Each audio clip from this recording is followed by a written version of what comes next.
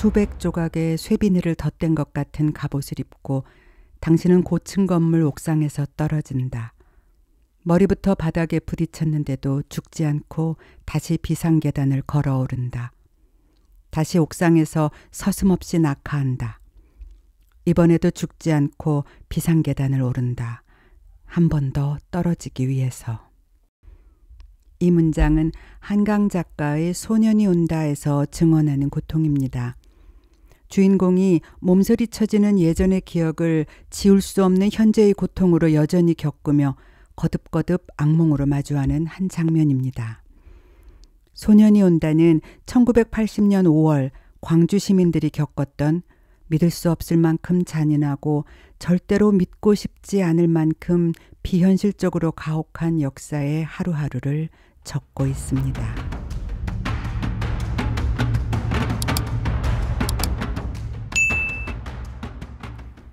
한강 작가는 10대 때 아버지가 보관한 5.18 사진첩을 보고 충격을 받은 것을 계기로 이 소설을 집필하게 되었다고 했습니다. 그리고 이 시간들에 대해 좀 더 조사하는 과정에서 그 악의 역사에 대해 거짓이 아닌 진실로 책을 써달라고 부탁하는 유족분들의 말을 들었다고 했습니다. 그리고 아주 오랜 시간 동안 그 순간을 겪은 수많은 사람들의 증언과 자료들을 모두 읽었고 비로소 소년이 온다를 쓰게 되었다고 했지요. 이 책은 소설이지만 단순한 픽션이 아닙니다. 작가의 상상력으로 키워내고 더 자극적인 단어와 묘사로 독자들을 이끄는 그런 만들어진 소설이라고 할 수 없습니다. 물론 작가의 깊은 통찰과 뛰어난 언어의 조화로 읽는 이에게 진정으로 감동하고 공감할 수 있는 통로를 열어주는 훌륭한 작품임은 틀림없습니다만 이 글을 읽다 보면 독자들은 하나하나의 이야기 속에서 숨이 잘 쉬어지지 않고 온몸에 깊은 몸살기가 몰려오는 것 같은 실제적인 통증을 느끼게 됩니다. 그래서 이 글은 단순히 소설이라고 말할 수 없습니다. 그리고 40년이 훨씬 지난 지금 이 시점에 다시 한번 역사의 데자뷰처럼 너무나 비현실적이어서 오히려 믿기 어려운 그런 일들이 일어나고 있습니다. 사람들은 한 번 더 떨어지기 위해서 다시 비상계단을 걸어 올라가고 있습니다. 그리고 서슴없이 낙하합니다.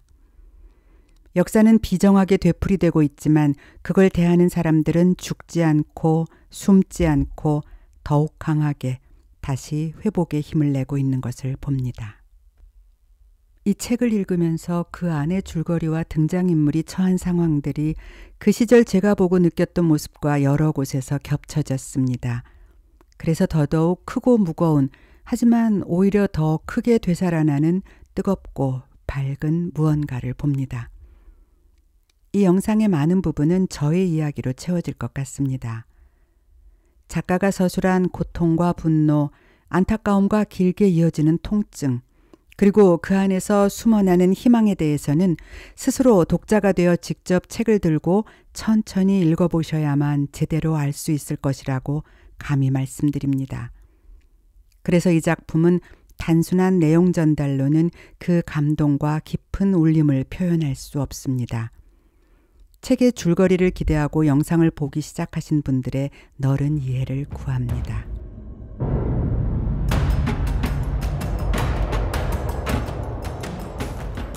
(1980년) 저는 서울대학교 바로 옆 동네인 신림동에 살고 있던 여고생이었습니다. 수업이 일찍 끝난 날이나 휴일이면 저와 친구는 동네에 있는 음반가게에 자주 놀러 갔습니다. 은혜 레코드. 그 당시에는 부끄럽지만 저작권에 대한 개념이 거의 없던 시절이라 저는 듣고 싶은 음악이 있으면 공명을 열댓 개 적어서 그 음반가게에 가져다 주었습니다. 그러면 그곳에서 카세트 테이프에 제가 원하는 곡들을 모두 녹음해서 주곤 했었지요. 일일이 LP판이나 C판 음악 테이프를 사는 것보다 훨씬 저렴한 가격으로 원하는 플레이리스트를 확보할 수 있어서 자주 이용하곤 했었습니다. 그 가게의 주인은 젊은 여성분이었고 우리는 그냥 그 젊은 사장님을 가게 이름을 붙여서 은혜 언니라고 불렀습니다. 그 은혜 언니의 동생은 서울대학교 학생이었고 누나를 도와 가게에서 우리가 주문한 곡들을 꼼꼼히 녹음해서 판매하는 일을 했었습니다. 자연스럽게 친해지게 된 그 서울대생 오빠는 책을 좋아하는 저에게 자주 몇 권의 책을 빌려주기도 했었지요. 80년 어느 날 주문한 테이프를 찾으러 들렸던 은혜 레코드는 굳게 잠겨 있었습니다. 어리둥절하면서 문 앞을 서성이던 저에게 바로 옆에서 과일 가게를 하던 나이 지긋하신 아주머니께서 손으로 입을 가리고 목소리를 최대한 낮춰서 말씀하셨습니다. 오늘 새벽에 요 앞 연립주택에서 자취하던 학생들이 다 잡혀갔대. 여기 동생도 같이 잡혀갔다나 봐. 누나가 지금 경찰서에 다녀왔는데 거기서도 어디로 갔는지 아무도 말을 안 해주더래. 그날 이후 저는 은혜 언니도 그 대학생 오빠도 다시 보지 못했습니다. 며칠 후 9시 뉴스에서 대단히 간첩 조직으로 활동하던 불온한 서울대생 10여 명을 검거했고 그들의 아지트에서 여러 권의 불온 서적이 발견되었다는 보도가 나왔습니다. 그들의 아지트. 은혜 언니가 살던 연립주택의 좁고 습한 방이 화면에 나왔고 카메라가 훑으며 지나간 마구 흐트러진 방 안에는 그가 저에게 빌려주었던 몇 권의 책들이 불온 서적이라는 자막과 함께 보여졌습니다. 그 학생들이 광주에서 벌어진 참상을 찍은 사진을 가지고 있었고 그 사실을 알리려고 했다는 것이 가장 큰 이유였다는 것은 아주 나중에서야 알게 되었습니다. 그 당시 서울에 살던 많은 사람들은 그 누구도 같은 나라 어딘가에서 벌어지는 일들에 대해 전혀 알지 못했습니다. 불온한 친북 세력이 국가 전복을 도모하다가 군경에게 제압되었고 그 과정에서 난폭한 시민들에 의해 사상자가 발생했다는, 온통 방송과 신문에서는 그런 이야기뿐이었으니까요. 외부로 통하는 전화도 버스도 기차도 모두 끊긴 절벽 같은 그곳에서 벌어진 믿을 수 없는 일들은 그렇게 사람들에게 철저히 가려진 채 역사에 찢겨진 페이지로 사라지는 듯 했습니다.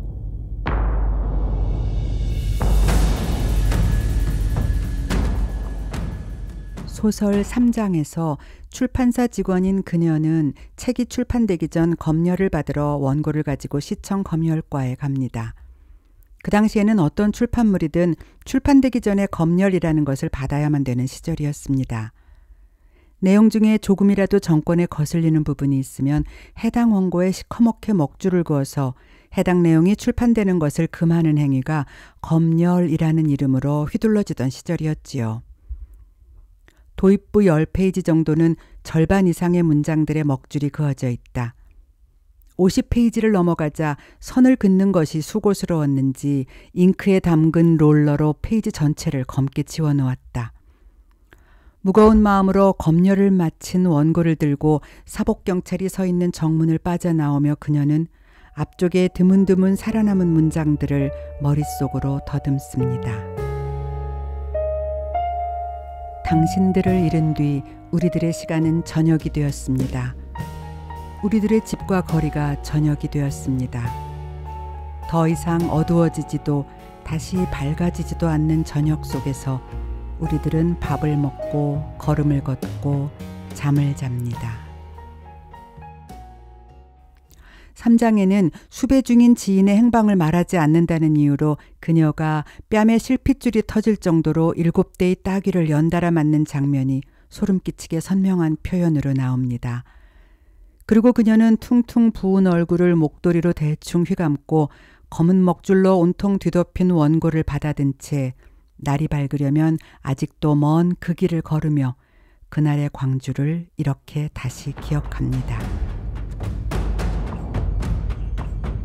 새벽에 계엄군이 다시 들이닥친다는 것을 알면서 그래도 마지막까지 있겠다고 고집을 부렸던, 고등학생이라고 나이를 속이고 끝내 자리를 지켰던 여린 중학생 소년을 생각합니다.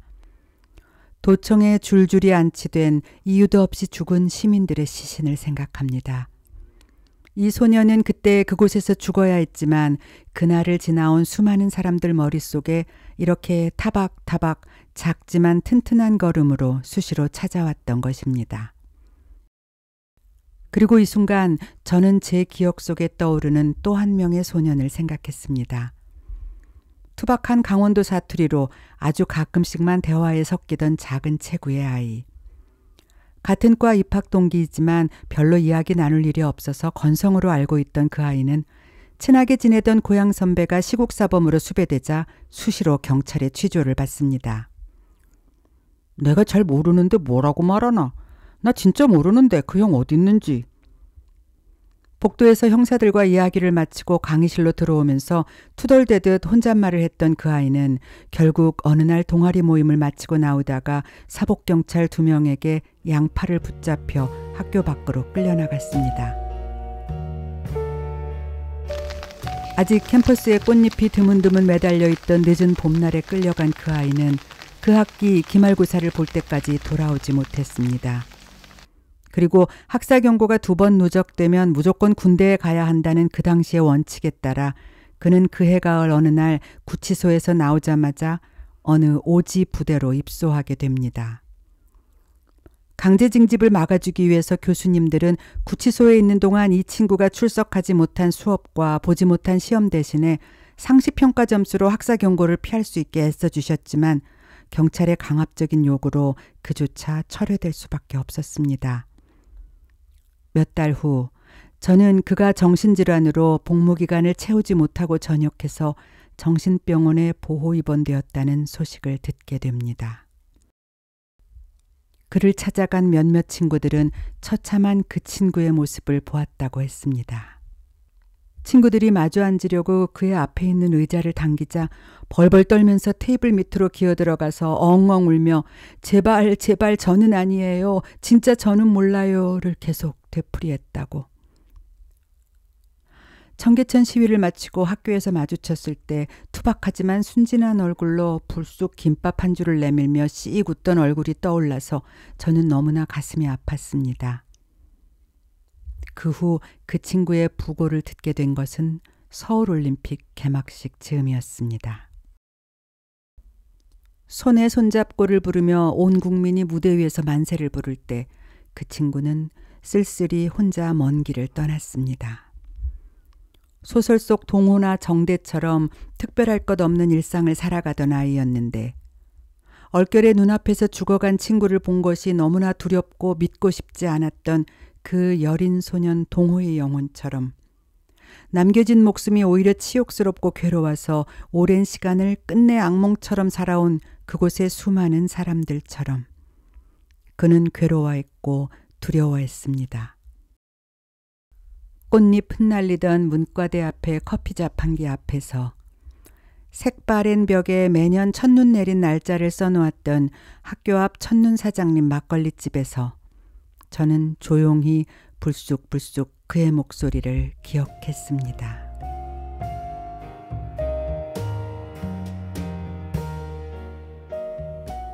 작가는 어떤 기억은 아물지 않습니다. 시간이 흘러 기억이 흐릿해지는 게 아니라 오히려 그 기억만 남기고 다른 모든 것이 서서히 마모됩니다. 라고 말합니다. 그리고 그러니까 인간은 근본적으로 잔인한 존재인 것입니까? 우리들은 단지 보편적인 경험을 한 것뿐입니까? 라고 묻습니다. 예전 시위 현장에서 붙잡혀 우리가 닭장차라고 부르던 창문이 모두 쇠창살로 덮이고 밖을 볼 수 없도록 검게 칠해져 있던 버스에 함부로 구겨 넣어졌을 때 머리가 어깨 위로 올라오는 순간 너희들은 죽는다 라고 하면서 조금만 고개를 들어 올려도 곤봉으로 사정없이 내리치던 그 전경들의 모습에서 근본적인 악의 원형을 느꼈던 것을 기억합니다. 인간은 그런 잔인성을 나와는 전혀 상관없는 사람에게 아무렇지도 않게 행할 수 있는 존재였던 것입니다. 그러나 학교 뒷담 옆 골목길에서 앞뒤로 검은 제복들에 가로막혀 어쩔 줄 몰라 하던 제 팔을 낚아채며 반쯤 열린 가게의 셔터 안쪽으로 끌어당겨주던 난 모르는 어떤 아주머니를 통해 저는 인간성의 또 다른 모습을 경험했었습니다. 그래서 작가는 이렇게 말했나 봅니다. 세계는 왜 이토록 폭력적이고 고통스러운가? 동시에 세계는 어떻게 이렇게 아름다운가? 그리고 이토록 폭력적이고 고통스러운 세상임에도 이렇게 아름다운 세상을 마주할 수 있는 힘은 작가의 또 다른 물음에서 스스로 답을 찾습니다. 과거가 현재를 도울 수 있는가? 죽은 자가 산 자를 구할 수 있는가? 그 두 시간의 절묘한 연결점 위에 소년이 있습니다. 약하고 두렵지만 끝내 고집스럽게 그곳에 서 있었던. 그날 총탄 아래 쓰러져 버린 어린 동호를 기억하는 엄마의 말을 통해 우리는 소년을 만납니다. 나무 그늘이 햇빛을 가리는 것을 너는 싫어했지. 조그만 것이 힘도 씨고 고집도 씨어서 힘껏 내 손목을 밝은 쪽으로 끌었지. 숱이 적고 가늘디 가는 머리카락 속가장 땀이 나서 반짝반짝함수로 아픈 것 매니로 쌕쌕 숨을 몰아심수로 엄마 저쪽으로 가. 기왕이면 햇빛 있는 데로. 못 이기는 척 나는 한없이 내 손에 끌려 걸어갔지. 엄마 저기 밝은 데는 꽃도 많이 폈네. 왜 캄캄한 데로 가. 저쪽으로 가. 꽃 핀 쪽으로. 오늘의 우리를 밝은 쪽으로 꽃 피는 쪽으로 이다지도 계속해서 이끄는 것은 수십 년 전 그곳에서 고집 부리며 엄마를 이끌었던 소년 동호였을까요? 그 어리지만 힘도 씨고 고집도 씨었던 어린 소년이 아픈 것 매니로 숨을 몰아심수로 이끄는 그곳에 우리가 보아야 할 밝은 빛과 찬란한 꽃이 피고 있는 것일까요? 그저 겨울이 지나간 게 봄이 오더만은 봄이 오면 늘 그랬듯이 나는 미치고 여름이면 지쳐서 시름시름 앓다가 가을에 겨우 숨을 쉬었다이. 그러다 겨울에는 삭신이 얼었다이. 아무리 무더운 여름이 와도 땀이 안 나도록 뼛속까지 심장까지 차가워졌다이. 가슴에 불덩이를 안고 살아온 이들의 말처럼 뼛속까지 심장까지 차가워진 수많은 그들, 수많은 우리들의 손을 이끄는 어린 동호의 고집은 이제 우리를 이끌어 캄캄한 데가 아닌 저기 밝은 데, 꽃도 많이 핀 데로 끌어내 줄 것이라 믿습니다.